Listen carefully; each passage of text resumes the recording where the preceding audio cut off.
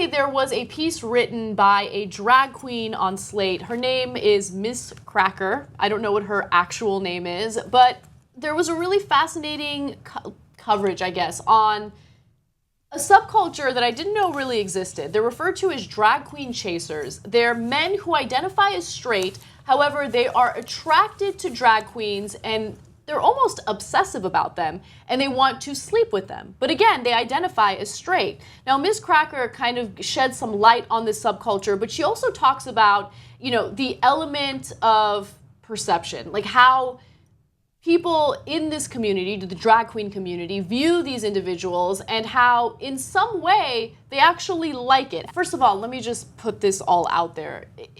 Because someone is a drag queen doesn't necessarily mean that they identify as transgender or transsexual. Right. Yeah. This is all obviously very complicated, and I'm doing my best to be as clear and accurate as possible. I'm not even sure that necessarily means you're gay. Necessarily. Right, exactly. So all of exactly, you're right about that. So just don't make assumptions. This is a complicated matter, and I'm going to do my best to be as accurate in covering this as possible. But again, I'm going to judge the shit out of you. Here's what she says. Chasers can be found wherever drag queens gather. In my experience, there's at least one at every show. They stand along the walls of clubs or post up at bars, watching and waiting to introduce themselves. Ask any queen and she'll tell you that chasers are handsy headaches who turn our work life into a tiring game of cat and mouse. Chasers are a mixed blessing for us queens. They can be aggressive and disrespectful in their advances sometimes to the point where they disrupt our performances, and yet there's something alluring about them. All right, so I'll stop right there. I think the most interesting thing about this whole piece was how she talks about these guys who swear up and down that this is the first time that they've tried to sleep with a drag queen, or they swear up and down that they're completely straight, but they're just curious. And the thing is, you think about female sexuality and male sexuality, and I think that there are a lot of misconceptions when it comes to both groups of people. So when it comes to women, their sexuality has always been described as fluid, right? So if a woman has any type of sexual contact with another woman, people will say, well, it doesn't necessarily mean she's a lesbian, she's just experimenting, right? But with men, they don't get that same treatment. If a man has any type of sexual connection or any type of sexual experience with another man, that's it, he's gay. Well, there is now a growing body of evidence indicating that sexuality for men is just as fluid as sexuality for women. And so when you read an article like this and you hear about so-called drag queen chasers and people who identify as straight but who are attracted to drag queens, it doesn't necessarily mean that they're gay. There could be something a little more complex at play here. I couldn't agree more. Mm-hmm. I think you're fine so far. Yeah. Yeah, I mean, it's tough. We're getting past long-held standards of what it means to be a man, what masculinity means. And I think that the person who wrote this identifies as gay. That's clear from the article.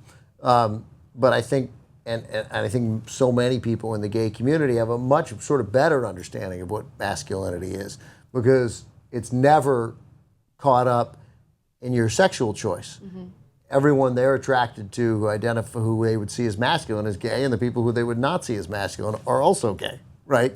So they've removed this peculiar arbiter that we straights put on being a man, mm-hmm. of somehow this unidentifiable masculinity, and they determine masculinity by a host of other factors, which we would probably be far better suited to use as our standards if we somehow feel the need to judge people's masculinity, which we probably ought not be doing anyway. I know that as a woman, when someone tries to explain to me what it means to be a lady or what it means to be feminine, no, I bet you really like that. Of course, I despise that, right? I consider myself feminine, but my definition of feminine might be very different from someone else's definition of feminine.